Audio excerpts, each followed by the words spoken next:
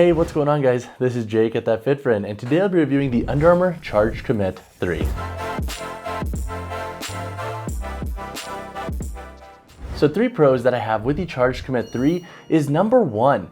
I think this could be a really good option for folks that need a training shoe for wider feet. So this model has a regular option and then also has a wide option. I went with the wide option, and honestly, it's a little bit too wide for my feet even. So I have like neutral to medium to wider with feet, and this model gives me more than enough room, and there's a good amount of upper volume in this shoe. So on the topic of fitting certain foot anatomies, I think if you're somebody who uses custom orthotics in your shoes, this would be a good option because there is a good amount of volume through the midfoot and forefoot in this shoe. The second pro that I have with this model is that it has a pretty well-rounded performance. Going into this model, I didn't have the highest hopes, but honestly, it's kind of surprised me in the gym. Training up to 405 with deadlifts, this model was stable enough, and doing more low threshold plyometrics and more HIIT style workouts, this model has also done a pretty good job. The Charged midsole is pretty responsive, and it has a good level of stability, but also a little bit of plushness to give you a nice bounce on the ground. My third pro with this shoe is its price point. So for $80, I feel like this shoe does a pretty good job. Now,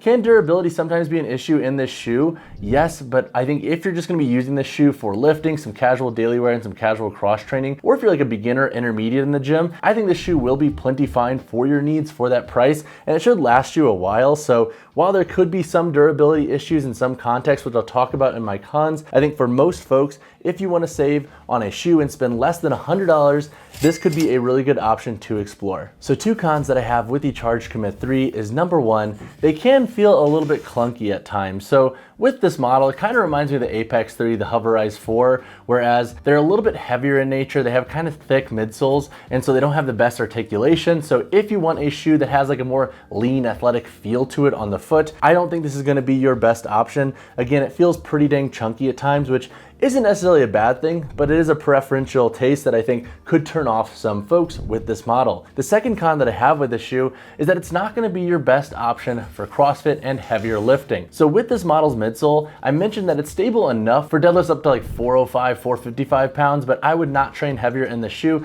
Plus you do have a beveling of the heel and you have some toe springs, so it's kind of hard to get this model fully flat on the ground to give you full stability when you're trying to plant the feet. Also in the context of like CrossFit, I don't think this upper construction would be the best for the abrasion that comes along with most CrossFit workouts. So if you want a shoe for those 2 training asks, you might want to look into models that are more specific. And then as a 2.5 con for this model specifically, man, I feel like I bought the dad colorway of this shoe. So I was like a little bit self-conscious when wearing them. Granted, folks in the gym were like, that model looks fine, like they look good. I feel like I look like I got a dad in this shoe, which honestly I've kind of grown to like. So if your dad wants to throw on his Monarchs and take me in a race or a lifting competition or a lawn mowing competition, tell him to square up because my Charged Commit 3s are coming for him. When it comes to the performance of the Charged Commit 3, I'll discuss how the shoe performs for lifting, versatile training, short runs, and daily wear. When it comes to lifting, the shoe does a pretty good job. Honestly, I recommend this model most for beginners and intermediates because I think those lifters are not going to be pushing the strength thresholds past the point in which this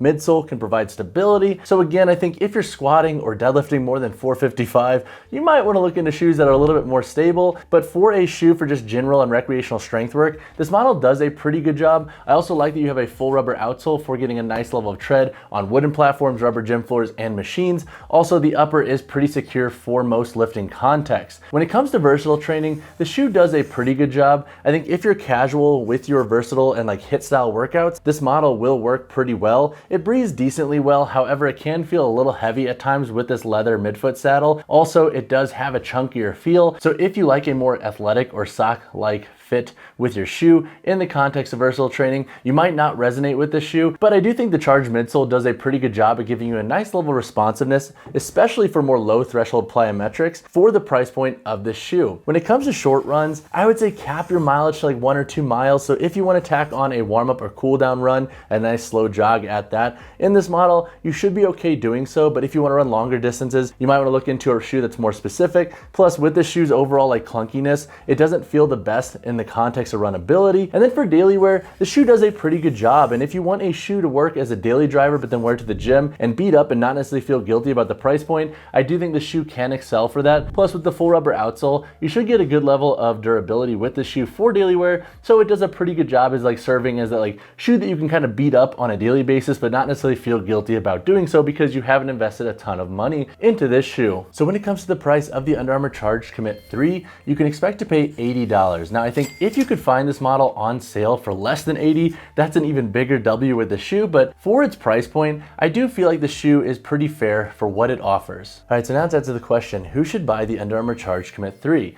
So first, I think if you're on a budget, this could be a viable option to explore. At $80, the shoe does a really good job in the gym for its price point, especially for beginners and intermediates. Second, I think if you have a wider foot or you need a shoe with a lot of upper volume for your custom orthotics, this could also be a really good option to explore. With the wide option, I think if you have a E-width or even double E-width foot, you should have enough width in this model. Plus the midfoot to forefoot here isn't aggressively tapered, so it should give you a good width throughout the entirety of the shoe, so it might also work for flat feet as well. Now, who shouldn't buy this model? Number one, if you like a shoe that feels more minimalist and lightweight on the feet, you might want to pass on this shoe. It can feel a little bit blocky and anchory at times. And then number two, if you're somebody who once again wants a shoe for heavier lifting and CrossFit, and you're a lot more serious with your training, you might want to find a shoe that's a little bit more specific and premium in nature. So when it comes to the sizing and fit of the Under Armour Charged Commit 3, I think most folks should be safe going true to size in this model. The length runs true and the width is pretty fair for what the shoe offers. Now, in retrospect, I actually wish I had gone with the regular option because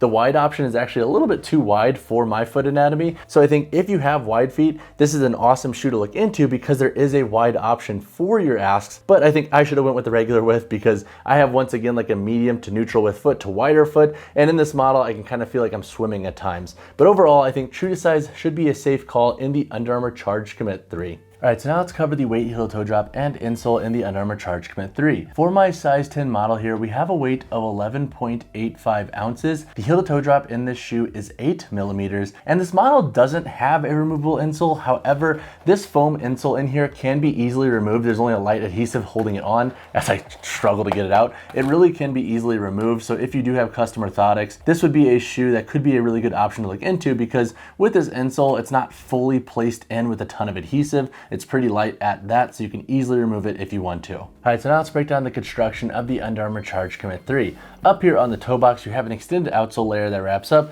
and then you have a light overlay that covers the entirety of the shoe's toe box as well. Looking at the upper of the shoe's forefoot, you have a blend of mesh materials and synthetic overlays. This helps give the forefoot up here a little bit more structure, and then moving into the midfoot, you have this leather saddle. This can feel a little bit heavy at times. I do wish it was a little bit more breathable, but it does give you a nice level of structure to the midfoot and boot. Back here on the boot, you have TPU overlays to help provide additional boot security. Looking at the midfoot of the shoe, you have 6 core eyelets that go up. You also have a mesh tongue here with a little bit of padding and an additional loop here. The laces in this shoe can run a little bit long, so if you do want to swap those out for shorter laces, I don't think that would be a bad call. This tongue has a low gusset to it, so the gusset starts right around here. And then looking at the midsole of the shoe, you have a charged cushioning foam that wraps the entirety of this shoe. The stack height of this model is fairly high, so it's not going to give you that minimalist feel. And then looking at the outsole of this shoe, you have a full rubber tread with some grooves up here in the forefoot. This does make the forefoot a little bit easier to break in, which I was appreciative of. And with this model, you do have a little bit of toe spring and beveling of the heel. Once again, this model doesn't technically have a removable insole. However, it is only held in with a light adhesive, so you can take it out pretty easy.